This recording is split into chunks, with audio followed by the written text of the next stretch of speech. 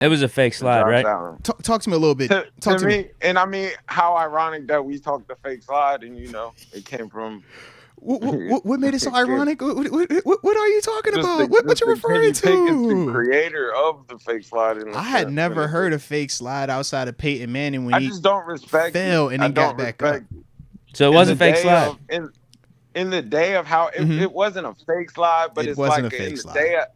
in the day of how protected those quarterbacks are, like, and it's just you can't. I mean, Mahomes did the same thing. You can't plan to hit these dudes because they'll So dive at any time, and it's a flag. I so thought that flag was a bad call okay. because it's like the way he's playing. Mm-hmm. You don't know what he's doing. Yeah. You got to be able. They got to like do something with that. That's nasty. This was part of my question, just surrounding the whole slide, no slide, the E-Rob hit versus the long touchdown run and things like that. Mm-hmm. I think two different things here. I think the one where is this a fake slide? Watching Josh Allen play for as long as he's been playing in Buffalo, if you watch him, an open field like that, bro, he's running the football. Even with that juke, it's a chatter, bop, bop, and he's getting ready to burst on you. He's trying to figure out, am I cutting this thing or am I going straight? I think the last one. Where do you hit him, though? What, in terms of where do you hit? KZ hit him. He just got ran over. Let's not act like KZ didn't hit him square up. But if KZ Let's comes not act to take like that KZ shot, hit him square up. because I'm not going to give KZ that label. Because if he comes to take that shot, Yeah. he's the bad guy. No, he's not. Josh is taking shots this season.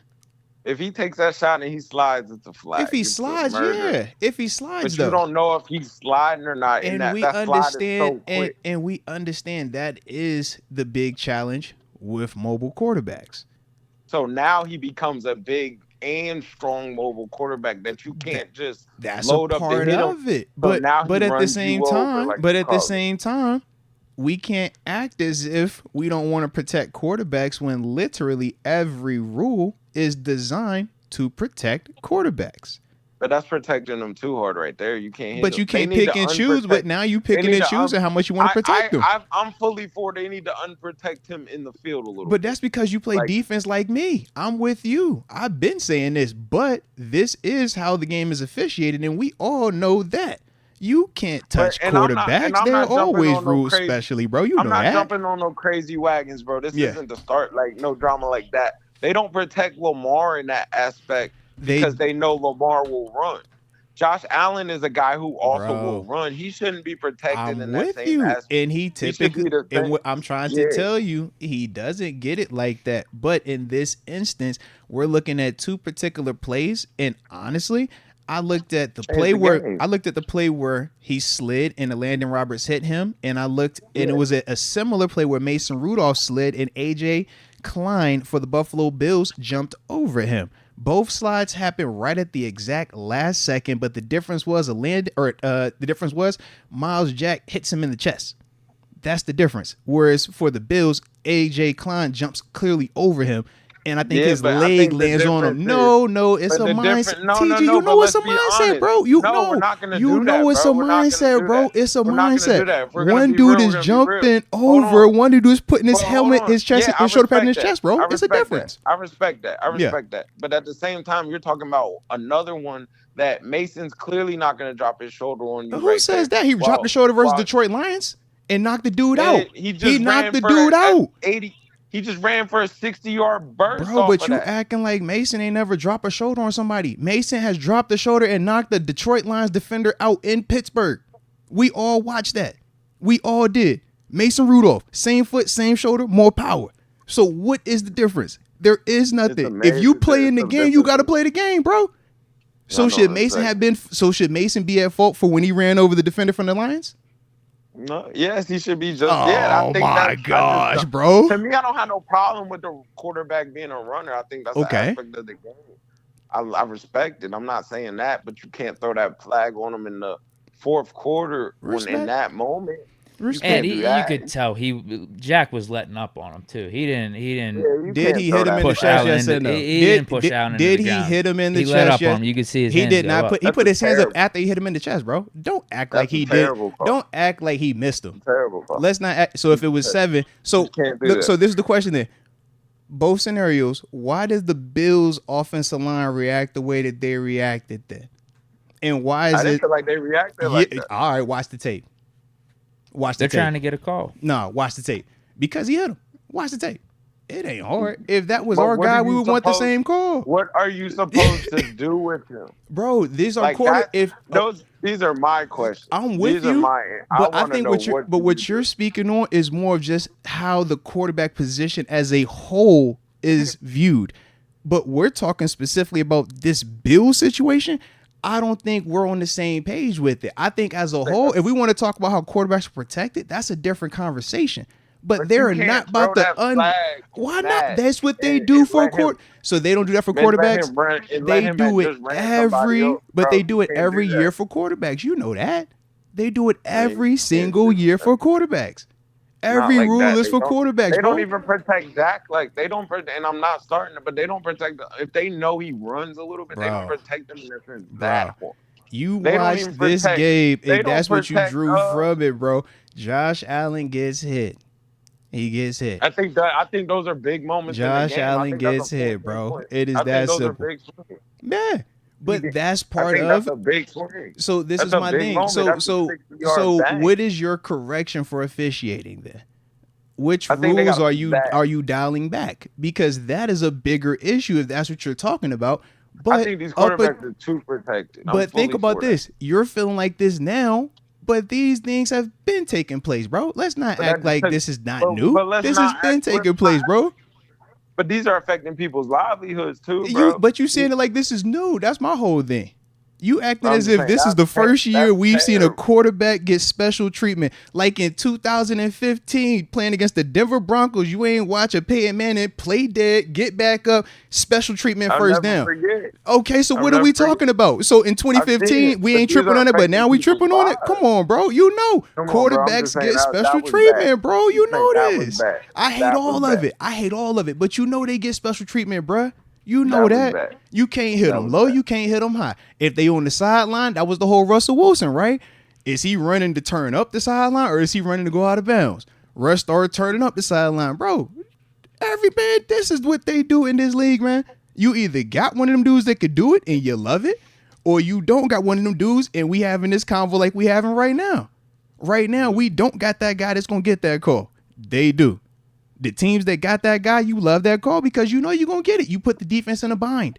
But for the teams that don't got the guy, we're going to sit here and complain about it and complain about it and complain about it. But it's not going to change until you get one of them dudes. Because you even said it yourself. They do officiate them different. And rightfully so because they look at them as the breadwinners of the NFL. They are the big draws. The reason why we all tune in. That's how they act at them boys, bro. You know that. I just feel like I watched the not even the Dolphin game. Like it's like, what do you do with this man? Do you hit him or do you not hit him? Do you want me to tackle him or not? Bro, like, you better figure it out, bro. I'm with you though. But these are extra yards. You don't know these 10 and 15. It all adds up. It adds up, bro. That was a big game. That was a momentum shift. Absolutely, it was a lot. That changed the game. So my question is this: as a defender, are you supposed to play each snap and you're second guessing, or do you just play and say, "Man, I'm gonna tackle this dude regardless. I'm gonna tackle this dude regardless. I'm gonna tackle this dude regardless." Is that the approach you take? Josh Allen you have to shoot at that. You can't even come hit that. You have to shoot at that. And why is that? Because it's a tank, right? Because he's so big. Because it's a tank. Okay. So you got a lot that you worried about when you playing against Josh Allen. That's what it sounds like. Now you're making a lot. So now you're gonna penalize him because he's big and athletic. That's what it sounds like. No, but you can't protect him either. He's all a part of the same rules though. If these are all a part of the same rules, so you gonna penalize him for his size. You get forward lean and you happen to fall on him, and now it's a flag. So then why are the rules created for the quarterbacks then? That's crazy. What are they created for, bro? We don't like them, but that's why they treat them like they like that. What do you do though, bro? That's talking about how I'm not on the bandwagon of the refs cheated and this and that. I'm not on that. Oh, wagon. Come on, TG. I'm simply saying bandwagon's up and join it. It's not open. No, it's not open. I'm not on that bandwagon. Like the boys came out played terrible. They started flat. They got scored on first drive. You feel me? TG, what about that Miles Jack? We're talking about Miles Jack, the one Allen overthrew it by a mile, uncatchable. They called holding. Called a hold. I didn't even see a holding though. I saw him put his hand out in front of him. I thought that was tough. That's what I mean. That was on the same drive as the other Miles Jack. I thought it was a hold. How about the dude took out JPJ? I don't think this is my thing. Like, you know, the heat of the game, it's about 4 moments that really changed the game. No, it is. No, big facts on that. Big facts. And I'm like, yo, let's be real. Two of maybe the 4 or 5 on that drive. Was on that drive and that Josh Allen touchdown. Those are game changers. I'm with you on that. Like, you're talking 7 points. You're talking momentum of field position, everything. Yeah, absolutely. You're talking about this game might have been 7-7, absolutely 7-3. You're just talking life. But this is my whole issue though. As we're gonna talk about weighted moments and how those particular moments were way more weighty in the flow of the stuff like that, we can also spin the block and talk about how it would have been 21-zip if they literally call it a fumble recovered inbounds when the Bills linebacker has it when moved. And bro, it did not. That's not what they were reviewing. They were reviewing, did the Bills linebacker have possession inbounds? No, it wasn't about possession. Yes, it was. It did not touch his helmet. They weren't clear on what was going on, bro. there. They were. It did not touch his helmet, bro. It did not touch. Bro, no, they did not. They said because he fumbled it forward. If you fumble it forward, they got to take it back to where the fumble happened. That's why they took it back there. His helmet. No, because he fumbled the ball forward. If you fumble it forward, you can't advance it. They go back. That's it, bro. So that's why they took it back. It ain't hit his helmet, bro. You know that. It was a clear fumble recovery, bro. So exactly. So what are we talking about then, bro? That's what I'm saying, bro. It did not hit his helmet, bro. We could agree to disagree on it. We could agree to disagree on it.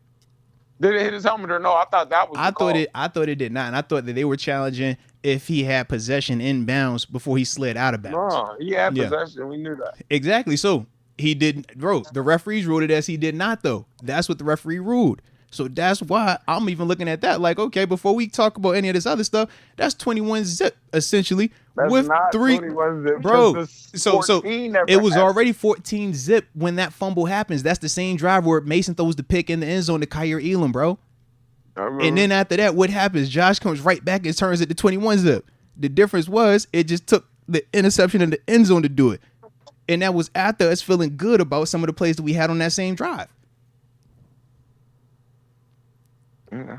That's all I'm saying, bro. Man, it's a lot of different ones. It's a lot of, I'm like, if we going to really start to pinpoint it, I'm like, flow of the game, that's a way different feeling, a way different flow at that point. I agree with you there, too. Because now we talking not just the Pickens turnover. Now we're talking Moore fumbling right after that, and then them turning around and scoring again. Bro, that's a way different feeling in that game. Feel like you punching defense, we out. Right, it's over. Yeah. So that's my whole thing. That's why I'm like, bro, I just feel like we can talk about that and make it about that, but at the same time, it was multiple moments in this game that also went our way. I feel like they came and got punched in the mouth. Like, we can do this complaining thing, but they were the more physical team, bro. Yeah, they were the more physical team. They tackled better, and they didn't have the turnovers. We turned the ball over. They did what they were supposed to do to win that game. It was not that the refs didn't lose that game. They got beat. We can't come into stadiums and turn the ball over and spot teams 3 touchdowns and expect us to be able to win. That was my especially away in the playoffs.